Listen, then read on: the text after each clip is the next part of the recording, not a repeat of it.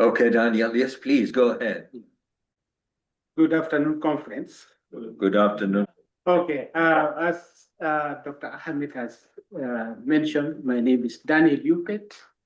I would like to thank Dr. Ahmed for giving me this opportunity to present my topic, Peace on Our Lips in Southern Sudan. I think my colleague has touched so many things that really bind the two Sudan, Sudan and Southern Sudan together. Before I start, I would like to find out if you have come across this book. What is it, Daniel? Can you read the title? Peace Through Development. Oh, yeah. It was written, published in the year 2000, before the CPA agreement.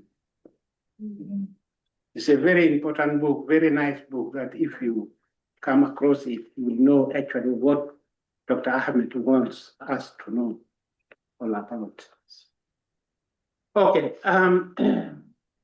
very much that we know Sudan and Southern Sudan have been having a lot of problems, and the indigenous have been suffering a lot on this. The war has been having a lot of damages in the country. So at least people have been yearning for dignity, for justice, but it's not coming so quickly.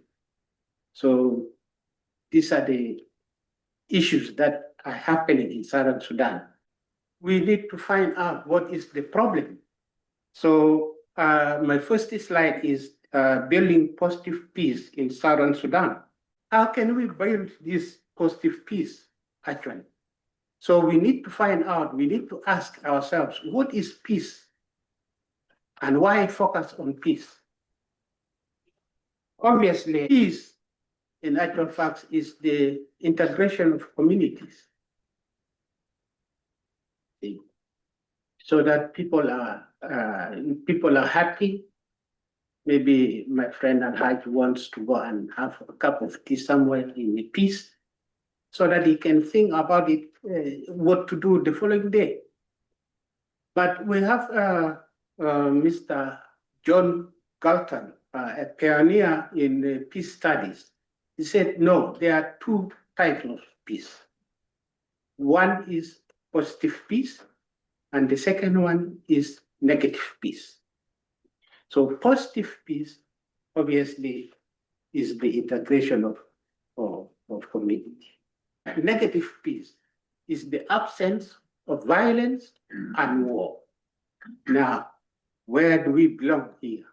Where does Southern Sudan belong? Is it in the positive peace or in the negative peace? With that, we need to know what is the understanding. We need to understand the dynamics of the country. What is the landscape of the country? What brought all this about? What is it? So in this, we need to see that there are issues in this, and what brought it? What are the causes? So again, John, the pioneer in peace studies, stated that there are three types of violence. One is direct violence, which means killing of people by guns and all that. Secondly is structure violence, which is by torture. And then the third one is cultural violence, which is prejudice or discrimination. Now, what are the causes there? Of course, in Southern Sudan, the causes of conflict is, governance gaps and even economic opportunities, exclusion, competition of resources, and also external forces which complicate the dynamic of the country. including political transition. For example, in Gambia, when the elections took place, the handing over that caused problems in handing over, and the country was in turmoil. Okay. Daniel, what is the external forces which are Well, impeding the peace in South Sudan, which Yeah, you mentioned? yes, the external forces, obviously, you find countries who have got interest in Southern Sudan would want the war to continue so that they can benefit. So you find that these are some of the external forces. For example, the building of either Fuller Rapids, they said, no, hang on, wait, do this. They are given something, and then they continue to keep on. So, the hands of the government is tied. They cannot do, they will not do anything. All right, the role of the community, what would the community do? Obviously, to have a peace, you need to make sure that it's obtained from bottom top hierarchy. You need to involve the community. You need to involve everybody so that they have a say. The people at the ground, the grassroots, have got the knowledge to tell us what is good and what is bad. And we have to get out from this kind of work. Saying, what can I do to do this? No, we need to say, what can we do? We need to involve people so that the peace process can come in a good way. Involving them will really make the peace process a very good one. Economic development and peace, they go together. They are interlinked. So without peace, you will not have economic development. You will not have sustainable development there. So what is important for a government is we need to have growth opportunities. Growth opportunities means we need to involve the youth, mobilize the youth, mobilize everybody to be to participate in the economic development. Create micro economics there, lending of money to small businesses. This will encourage people to come together and participate in the economic of the country. For example, now in this DRC, previously the former leader was not able to open the mining systems to everyone. But now President Tshisekedi has opened. So every citizens in DRC are really very much, doing business in mining. I hope they are doing it in an environmental way that they don't tamper with their environment. But, access to microfinance and then skills training to people so that they can work for themselves. This will bring the country, will promote economic development in it. And also, you need to investment on roads, investment in agriculture can create employment to the people. But we have to be a little bit careful here in the investment because there are barriers. For example, the construction of roads. There are governance gaps. You cannot bring somebody, a lab technician, to be the director of roads. It's impossible. You cannot do that. And then obviously the corruption is part of it, which is very important there. So you have to link that. You have to be very careful. And also the risk of ongoing wars or whatever in any country, and including finance also. So those are some of the barriers for investment in Africa, in economic development. Transparency would be a very good way to do accountability so that the resources that is created reaches the right people in the country. Sorry, how do you relate this to South Sudan? This one, obviously, the economic at the moment is down because of the war. Mhm. At the moment, You mean war in South Sudan? the war in the South Sudan. For economic development to prosper, you have to make sure that there is peace. And then you cannot continue to have this unless you encourage, you bring up ideas. You make sure that you create microfinances to distribute to people, so that to the citizens, so that they can also make sure, have their little, economic development there. Cultivating, bringing food from the rural areas and sell for themselves. They are participating in the economic development of the country. In education, it's very important that we have educational awareness, which is the pillars for positive peace. And what I mean about education is that it's not the kind of sending people for PhD studies or whatsoever. No, it's about conflict resolution.